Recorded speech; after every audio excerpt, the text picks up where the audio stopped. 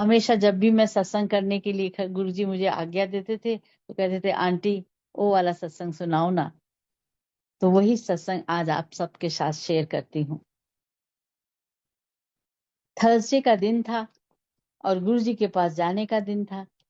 बेचैनी ऐसी थी कि आप समझ सकते हैं। मैं शाम को 6:30 बजे घर से निकल जाती थी। उससे पहले खाना भी बनाना होता था। मैंने दाल चढ़ा दी और फ्रिज खोला तो देखा उसमें बैंगन पड़े थे। मैंने जल्दी से आलू बैंगन की सब्जी बना दी और सब तैयारी करके चली गई। नेक्स्ट थर्सडे आया तो बेचैनी वही, बेकरारी वही।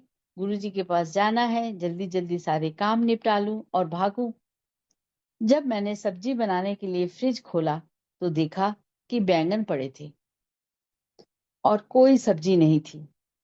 फिर सोचा अगर आज भी बैंगन बना दिए तो अंकल से डांट पड़ेगी। हर थर्सडे आलू बैंगन बना के चली जाती है। मेरे अंकल खाने में बहुत पर्टिकुलर थे, खाना भी बहुत अच्छा बनाते थे। अब मैं सोचूं करूं तो क्या करूं, कुछ समझ नहीं आ रहा था। इतना टाइम भी नहीं था कि सर्वेंट को भेज के सब्जी मंगवा लेती। इसलिए सोचा चलो बैंगन ही बना देती हूँ, जो होगा देखा जाएगा। और मैंने आलू बैंगन की सब्जी बना दी।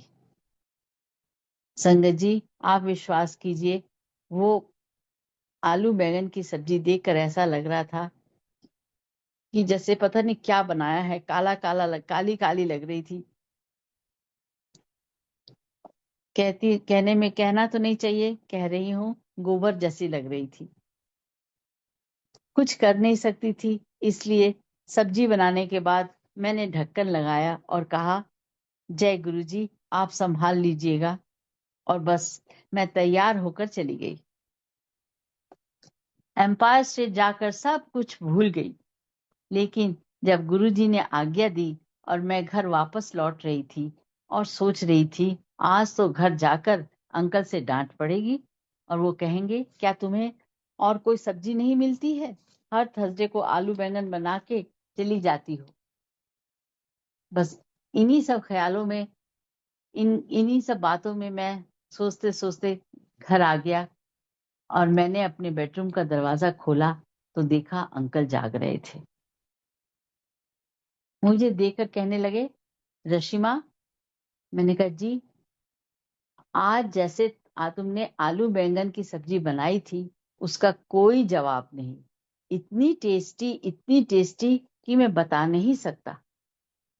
ये सुन के मैं तो हैरान हो गई कि ये मैं क्या सुन रही हूँ। वो गोबर जैसी सब्जी को अंकल इतनी पसंद आ गई है कि इतनी तारीफ कर रहे हैं और कह रहे हैं ऐसी बैंगन की सब्जी तो पहले कभी नहीं बनाई और ना ही उन्होंने कभी खाई। मैंने मन ही मन गुरुजी का थैंक्स किया और कहा गुरुजी आपकी लीला है, आपकी ही कृपा है जो उस सब्जी को भी आपने अपने प्यार से भर दिया और अंकल भी तारीफ किए बिना नहीं रह सके। तो संगत जी गुरुजी हर भक्त की पुकार, उसकी परेशानी को समझते हैं, अपनी कृपा से उसे आनंदित कर देते हैं।